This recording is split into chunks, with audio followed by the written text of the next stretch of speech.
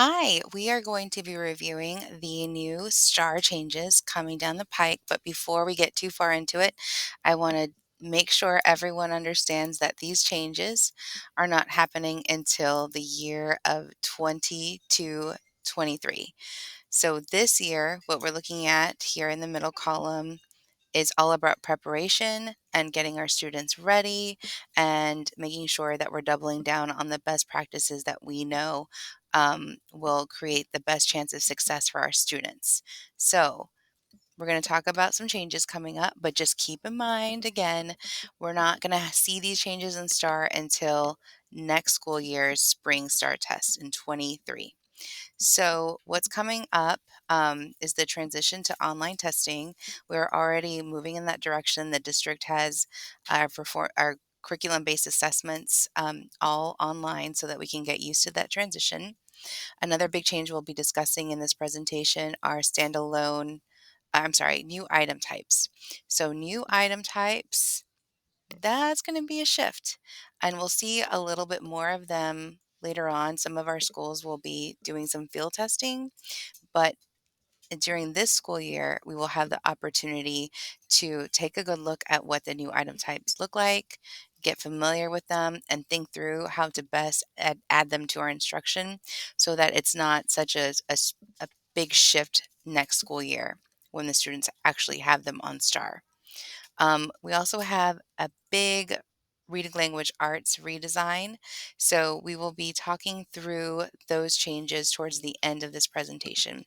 Those changes as well won't be coming into effect until the year 2023. So just keeping all that in mind. Okay, so let's start with new item types. New item types mean going away from the traditional question stem and then multiple choice A, B, C, or D. And we will be looking at specific examples of what that looks like right now during this presentation. But just to get a feel for why would TEA change up our tests that we've grown used to for so long and students are used to for so long? And big picture, something to keep in mind is that our students deserve the most fair and equitable and accessible assessment as possible. And we know that not all students perform well with straight up multiple choice A, B, and C, D options. So, different types of items allow students to demonstrate their learning in different ways. They're going to provide more students the ability to demonstrate what they do know. And then for educators, we get richer data and that we can see where students' thinking is, and we can actually see different levels of thinking because of the different structures that the item types give us. So, hopefully, all of this will improve student learning, improve our instruction, and give us a fair shot at showing what we are doing with our students. So, let's talk about what these look like. Just and some more general information. Starting in 2023, right? Next spring, not this spring, we'll start seeing a STAR test where only 75% of the total weight of the test is toward multiple choice questions. The rest of the test, the rest of the 25% of the weight of the test will be these new item types. So, how can you see these item types? So, you'll get this slide deck along with this video. And so, if you go to slide 5, you'll be able to click on this Google Doc and it'll take you to a bunch of links that break up the different test types by grade level as well as content area. So I'm going to just take a look at reading language arts 3 through 5. They're set up all the same. So if you're looking at a different grade level or a different content area, it's pretty much the same organization. But what we're seeing is that TEA has offered us like smaller banks that allow us to see the different types of items. So here we have an example of a multi-select new item type. And you can see over here it says 1 of 9. That means there are going to be 9 different items that we can see in this test set. So for instance, we saw a multi-select item type previously. Now we see a multi-part item. So For this one item, students would have to answer part A and then answer part B. This part B example also includes some hot text where students would have to select two correct answers that best support the answer to part A. So do you see what I mean when we're talking about levels of thinking? The students are not only having to answer what looks like it's an inference question in part A based on paragraph 14, the reader can conclude that the caterpillar, I have to make an inference there. The students have to support that inference with the best evidence that they would find in the text. So we can get partial credit, we're finding from TEA. They're saying students, if they answer part A correctly, they'll get partial credit for this. To get full credit, they would also have to select the best evidence. So it's going to be a change.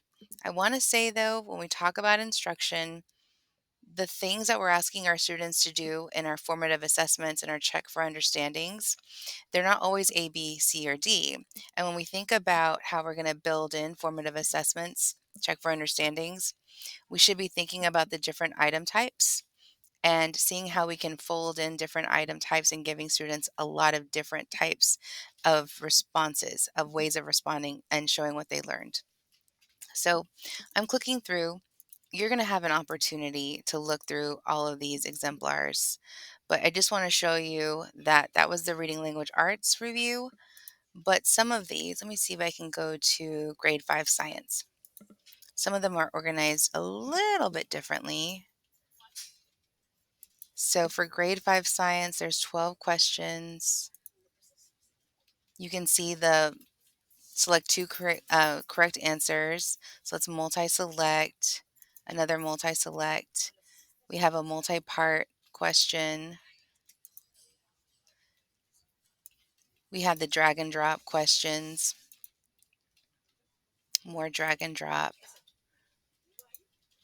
So as you click through, you'll get to see the different types. This is a short constructed response question. Okay, so within that one bank, I'm saying they're all organized in the same way. You'll see the different types of items. So what I'd love for you to do at this point is to take a moment and click into whatever grade level and content you'd like to see and start looking not only at the structure of the different item types, but also looking at the types of questions the kids are having to respond to. More so, the types of thinking. Are the students having to sequence things? Are students having to infer things? Are students having to apply knowledge but in a different way? So we're going to give us, I would say, take as long as you need to, maybe 5 or 10 minutes to look at those item types, and then we'll come back.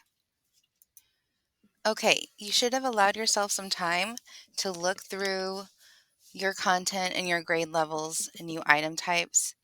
What we have here on slide 6 of the slide deck are all the potential item types that will be coming into STAAR. And again, this is not this school year, it's next spring 2023. This table is really helpful because it allows you to see for your content which item type will be potentially on the STAAR test. So you can look and see that multi-select, everybody will have that. However, something like short constructed response, math won't, but reading language arts, science, and social studies will. Another thing to keep in mind is that some of these item types are already available in Eduphoria. So if you go into Eduphoria and create an assessment for your students using one of the item banks, you'll find that there are items that are multi-select. It's the ones that are highlighted, drag and drop, hot text, inline choice, text entry, and short constructed response are available. So we can already start having students practice with these. Of course, these are dependent on digital access to assessments. And so that's why we want to get students prepared. We didn't want the shift to be so abrupt last year. So this year they're getting used to logging in, reading the screen, and applying their knowledge that way. Next year we can get more into the mode of new item types that are online. Another thing to keep in mind is we don't know yet what the blueprints will be for each grade level and each content area.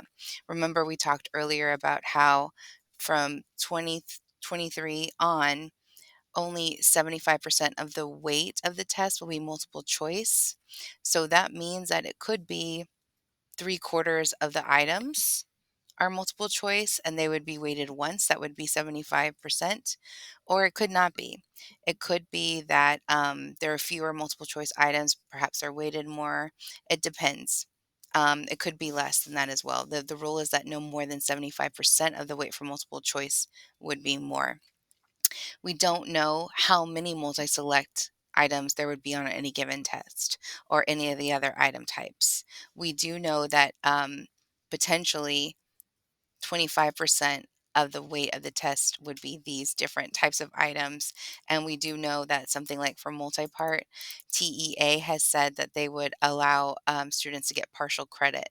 So not sure exactly what it's going to break out to as far as scoring, but we think our best bet is to get students acclimated gently this school year, get us acclimated, get us used to building instruction, thinking about how can we capture student learning using these different item types.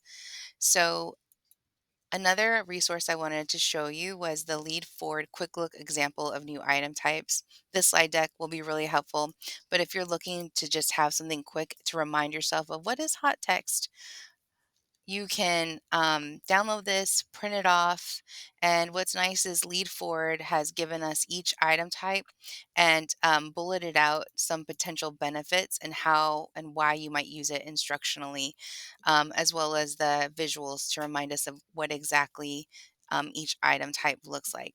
So very, very helpful. One thing I wanted to make sure to call to everyone's attention is the short constructed response item type, which we know will be one of the heavier lifts as far as new item types go because it will require students to write and demonstrate their learning that way.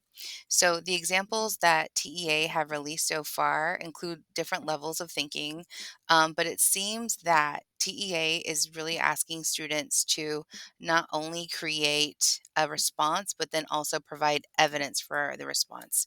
So, an example of this question is: what is one positive aspect of the red crab migration on Christmas Island? So, the student will have to make a claim about what they're reading, right? That you could also call that an inference, but they're not done yet. They also have to provide evidence to support that claim. Another example of this would be from science in grade 5.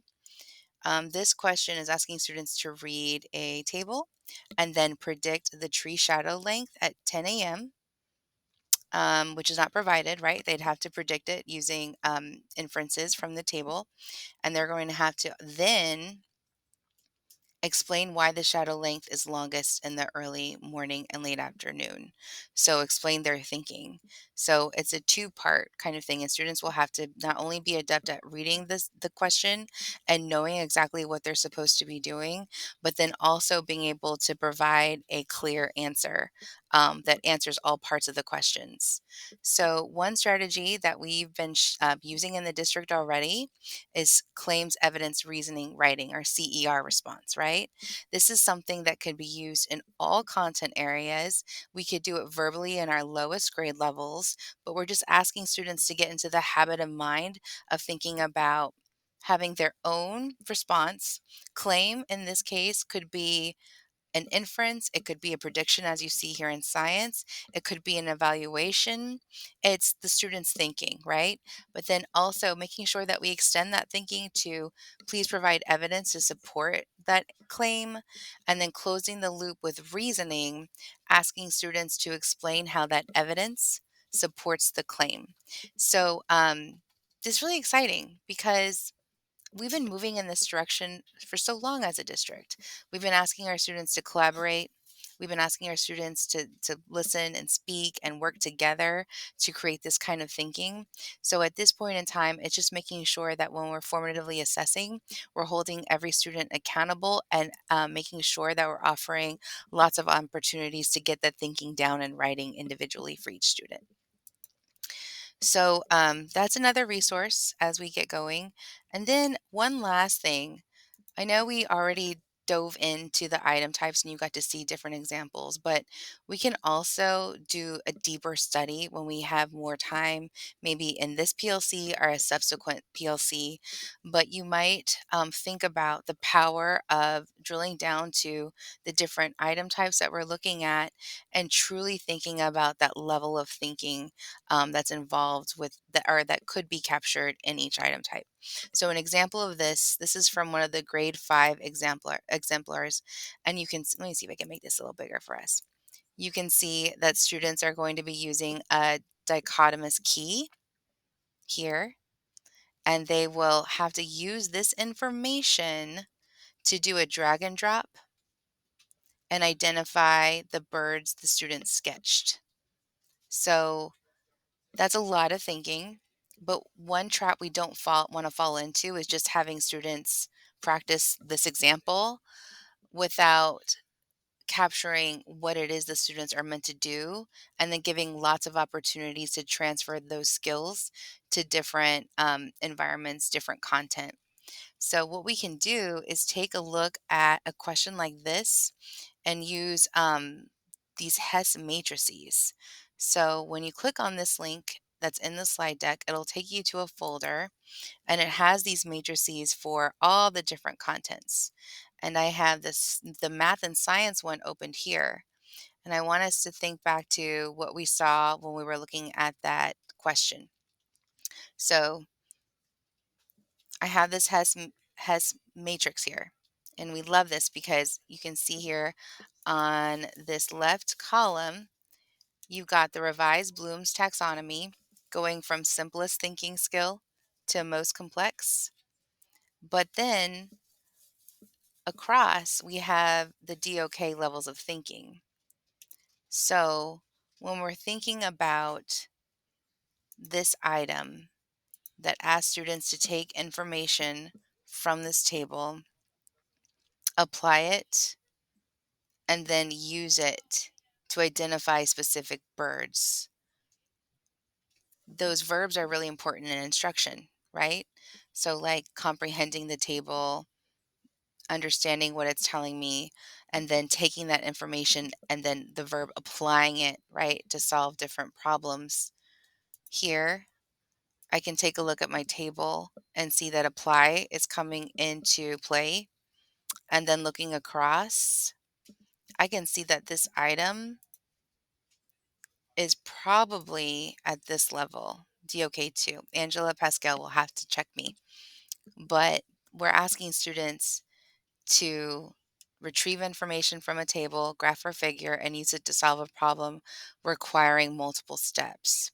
And if I know that as a teacher and I can see this on this matrix, then what I can do is know that that's where I need to get by the end of my lesson cycle, right?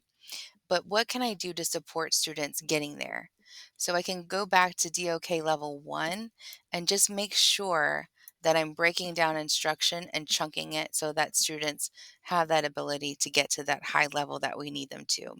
So when we think about new item types, it's important to understand the structures and the physicality of the new item types. But what's going to keep us continuing to grow and continuing to push the envelope on student success is our ability to think about what the item types are asking our students to do as far as the thinking, and then how can we make sure that our instruction captures that and provides the right scaffolds to get there. We have all this year to talk through. That's a big, big question. It's a good one, it's a valid one, but we're here to help you work through those questions. Okay, so if you need to pause here, go ahead and pause because we're about to now move into the Reading Language Arts redesign updates. Okay, so some big things to know for this school year. For 21-22, talking about now, grades 3 through 8 will only be tested for 2017 reading standards. We used to have a crossover assessed curriculum document that included old standards and new standards, and only the crossover standards were being assessed. We've now gotten new assessed curriculum documents, and Veronica Helms and I are working to create the district assessments that align, but we just got it pretty recently, so we're playing a little bit of catch up, but you'll get the data that you need to know where your kids are headed. But this also means that we will not have writing assessed this school year. So I think TEA needed to, have some time to get this adjusted. So for grades 3 through 8, there will only be reading standards assessed. And after I'm done with this video, I'll go ahead and make sure to link those assessed blueprints here, the new assessed curriculum documents right here so that you can go ahead, follow the link and see exactly which standards are going to be assessed. We shouldn't see some changes to the blueprints, but again, I'm going to link in that information so you can see if there are any changes to the blueprints. And we'll make sure that all those postings are totally up to date. Okay, I just paused the recording to check myself, but there's going to be some slight changes to this blueprint. And again, we will post those new documents here so you can see the changes, but rest assured that we will make sure that our district assessments are all aligned so that you'll get the necessary data you need to make instructional decisions prior to this year's STAAR. So that was talking about this year's STAAR. We have some slight changes, but the content and the standards will be the same if we're digging into helping students and supporting them with strategies to comprehend text and then make those inferences and start to think about author's craft and purpose and doing some of that analysis. We are in good hands. We are going to be fine. Okay, so shifting to 2023, that's what we see here in the orange. So starting in 2023, that's next spring, we're going to see writing assessed in every single grade level. So that's going to include, even in grade 3, multiple choice items that assess revising and editing skills. We're going to see those new item types that we just discussed. And we will also see the potential for students writing essays, potentially even at grade 3. Again, we don't have the new blueprints for 23. We have new ones for this school year. It's a lot of change. So we don't know exactly what grade levels will have which essays. But we do see that TEA is saying that there's going to be more than one mode of writing per grade level. So that means we don't know exactly which specific genre, but we have a pretty good indication of what that writing will be, what genre it will be, because all of the samples that TEA is releasing, and this bullet at the bottom telling us right now that TEA will be moving away from that expository writing in grades 4, 7, and English 1, and toward more text-dependent writing, which means that students will have read reading passages during the course of the STAR test. Their writing composition then will be in response to those passages that they read. So more of a reader's response mode or genre of writing. So, and I just want to mention in English 2, we used to have persuasive writing. It's going to also go into text-dependent writing. The rubric's going to change as well. We are used to having a 4-point rubric. We'll be moving into a 5-point rubric. So some things to keep in mind. We know that students are going to be responsible starting in grades 3 through grades 8 for revising and editing skills. So some resources to remind you of. You want to see what that looks like? You can head over to this link that we have embedded in the slide deck, and you'll see all the different grade level sample writing items. So you can see some examples of what those look like, and they're very similar to what we saw for grade 4 and grade 7 revising and editing. Our district progression documents found linked off our control panels support some of the learning students will have to do well on those items. For grades K through 2, you'll have a progression of phonological awareness and phonics. For grades 3 through 5, you'll have a phonics progression. And these are really helpful because they will support students with spelling skills, morphology skills, and vocabulary, which we know will be helpful for the editing conventions that they'll be tested on. So you can see one example here. And again, if you go to our control panels for every single unit, they will be linked at the very top above the standards and also linked in the instructional resources section on the left-hand side. Okay, a little plug for secondary. We've built conventions for our skills, or I'm sorry, a convention progression for our skills as well.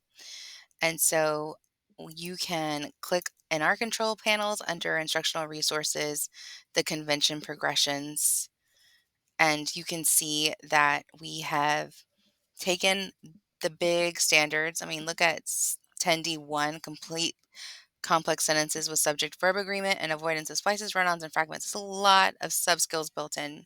So what we did was we took each standard and broke down specific sub skills and sequenced them so that as a teacher, you're not feeling you have to teach all the things at once. You have some direction.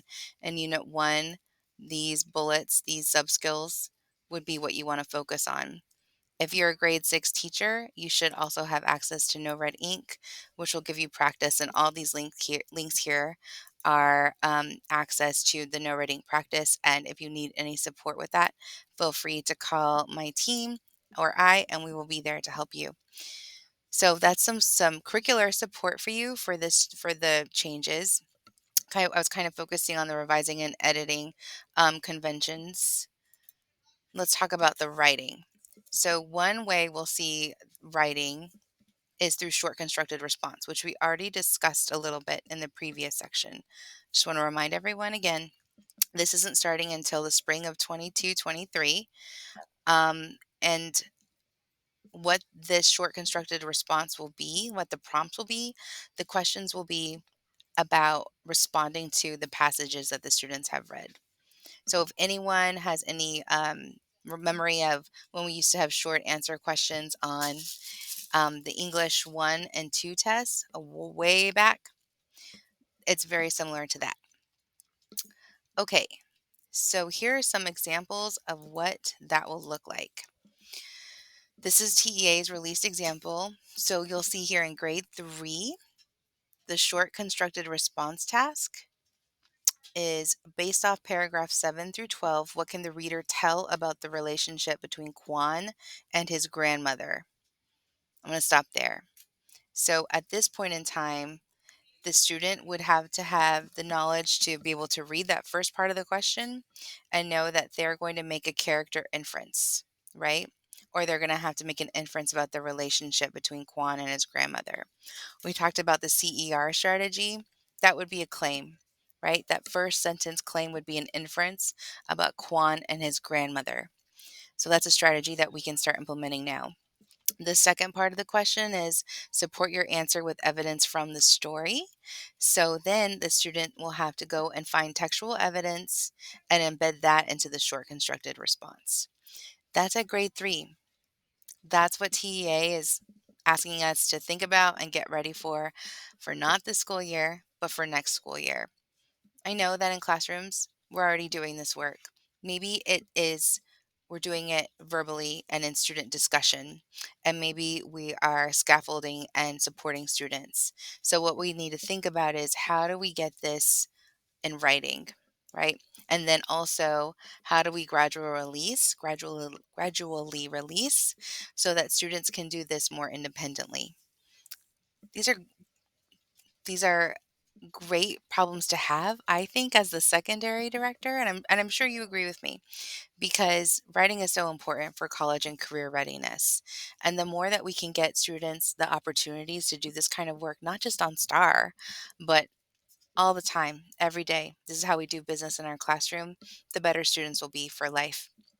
Okay, This is an example of a grade 3 rubric, and what TEA is saying is that this is the question, and any question that's a short constructed response question, there's going to be a specific rubric written for that question so that the scorers themselves get to see in the rubric examples of satisfactory responses. So it's custom made, and so the evaluation can be very specific and tied to that specific response.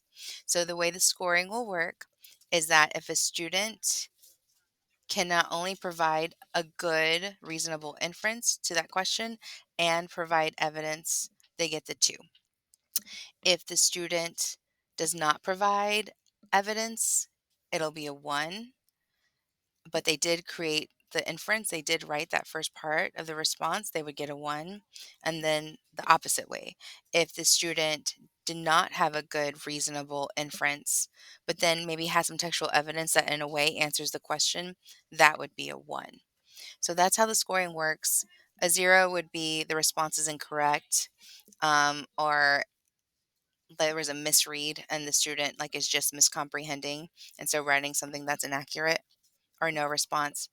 I can tell you from the past, TEA also scored responses if you were in the English version of the test, responses in Spanish as zeros as well. So just something to keep in mind.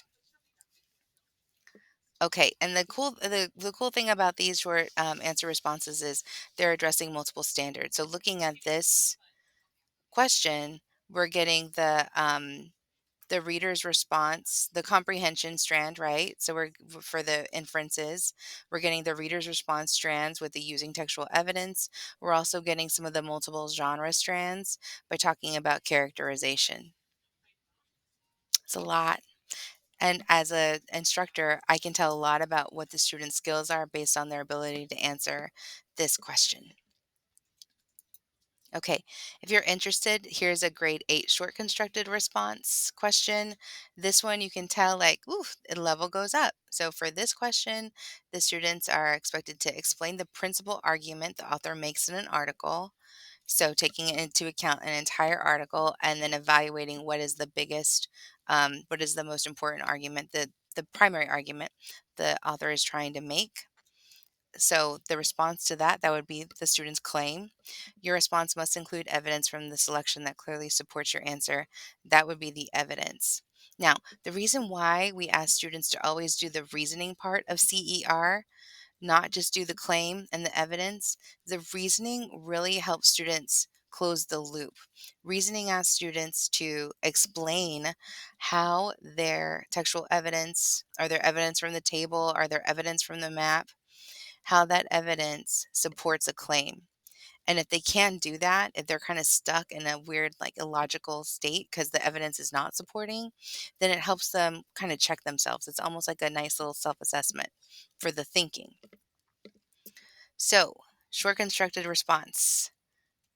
Now would be a great time to pause the video and think about instructional implications and what we could be doing to make sure that students have lots of opportunities to be responding in writing with these types of questions, not just in reading language arts classes, but across the content. Okay, but if you're ready, we can move on to the extended constructed response. That is what TEA is calling the essay. So this is for spring 2023. We will be having essays in all grade levels, but not sure exactly what they'll look like until we get the blueprints. And reminder, we're moving away from those standalone prompts of expository, which might be something like explain the importance of courage. And we call that a standalone prompt because it's not tied to anything specific in the test. It's just kind of this random prompt, like an abstract concept. When you think about it, courage, it's not likely that every single student on STAAR test day comes to school having tons of ideas and ways of elaborating on their thoughts on courage, right? So when we're moving to reader's response, this is a way that TEA is making this test more accessible for students because every student will have the opportunity to read and comprehend and analyze a passage and then be able to pull something to write about. So some examples. Some examples of extended constructed response. Here you see this example. This is based on the fact that students would have read 3 informational source texts in their STAAR reading portion of the test. So they would have read 3 informational texts, and then they would do this piece for the writing section. Write an informative essay about the effects wild animals and humans have on each other when they live in the same area. Use information from the passages in your essay. So they're having to take information, synthesize it, put it all together, and then use evidence from the passages that they read to support what they're saying. And then you can also see structure is asked of them. And the TEA would like to see an introduction, information from the passages as support, and conclusion. Here you can see that they're asking for a multi-paragraph essay, but when you look at what they're asking for, I'm going to bring up CER again. It's like CER one at a time. So I might have a big synthesis main idea. I'm sorry, controlling idea for my essay, but then I would have little CERs as the body of that essay to support my controlling idea. So each CER could be a body paragraph. Um, and the claim would be a topic sentence, right? And so we're not saying, and please, let me say that I'm not saying that each body paragraph would only be 3 sentences. I'm just saying that that's going to be supportive of some structure for students as they're writing these things, and a way for us to tie everything together for instruction. So that on the left is an example of an informational extended constructed response essay, and then on the right is literary. So this one was their example for grade 8, and you can see like the level is taken up quite a few notches. In this example, students would have read a single literary excerpt, and then they're going to be doing a reader's response to it here. So it's write an essay in which you describe how the author uses dialogue and events to reveal characterization and theme in the story. So when you look at that, that's literary analysis we're asking students to do. Typically, in the past, traditionally, um, that kind of writing happened in dual credit classes, AP classes, but our standards have changed, and we're seeing that students are being asked to read text and analyze it. And so now STAR is asking them to write that analysis. We have a year to prepare, and we'll get there. We'll get there. Here are there's one example of that 5-point rubric. So for the informational writing rubric, you've got a potential of 3 points for idea development.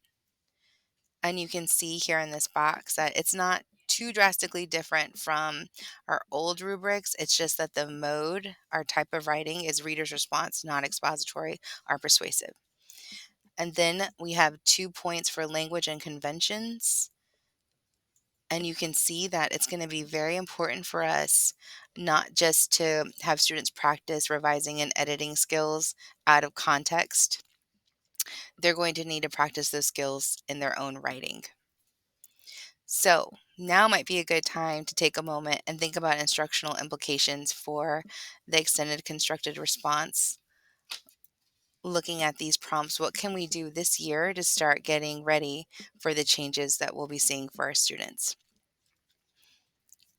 And if you're ready, we can talk about another exciting change, the cross-curricular content integration. So in the past, we were not allowed to see the STAR test, right? But when they're released, we can see them. And when we see the release test, we can see that there are articles, the informational text, the literary text. They tend to be about, again, kind of random things, and not necessarily attached to a student's background knowledge, right? Starting in 2023, TEA plans to find passages, informational, argumentative, even to some extent literary passages like fiction and poetry and drama that are topically linked to the content students would have been learning in science and social studies, maybe even some of their electives. So let me show you an example of what that looks like. So this caterpillar's tail passage, this is something that you would see in a grade 4 reading language arts test. And the questions students would be responding to would definitely be based off reading language arts grade 4 standards, right? So all of our standards, those are the questions students would be answering. However, the content, the vocabulary will be linked to K4 science topics. So a student sitting at this grade 4 science test at the end of the year, if their science teacher is teaching the curriculum and teaching her standards, they would have been exposed to these topics of observing life cycles, investigating the unique stages, plants and animals, and they would have been exposed to the science vocabulary. So, another way of raising access for our students. Not every student coming to STAAR previously would have been exposed to the content on any given reading passage. This is a way that we can say every student's background knowledge will be automatically raised because the content will match the standards from our other content areas. This is an example from social studies. So, this would be a 10th grade reading passage. Again, the questions would be linked to 10th grade English 2 standards, but the content would be what students have been exposed through world history, social studies topics. So that in itself is exciting. And we have been working together to create cross content connections for students. This is even more of a reason to work together. Imagine us developing more opportunities for science and social studies teachers to pull text for students to read through to learn the content.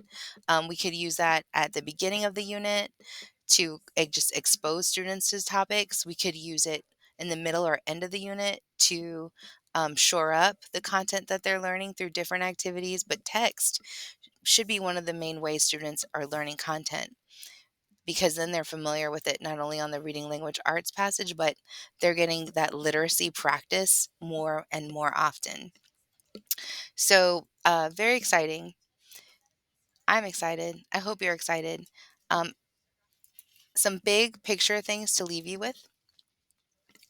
We're doing so many great things in this district. We just need to lean into our best practices, take a moment to consider those instructional implications for STAR changes, and consider what do we need to be doing more of, right? Or what do we need to be introducing at this time? Another reminder that yes, our students have gone through a pandemic and we are working through capturing that learning loss that occurred, but we want to start with grade level expectations and then figure out how to work in the scaffolds that students need to get to that grade level expectation. Um, we also want to be thinking about how to keep things like new item types from being just another hoop students need to jump through, just giving them practice for the sake of practice from hot text or multi-part. Instead, be thinking about the type of thinking we're asking students to do with those items and using them authentically for check for understandings in our lessons. So we're working on this right alongside with you. We're excited to start this new journey, take this year to inspire each other and learn together so that next school year we can be on the path of getting our students ready. Let us know if you have any questions. We appreciate you.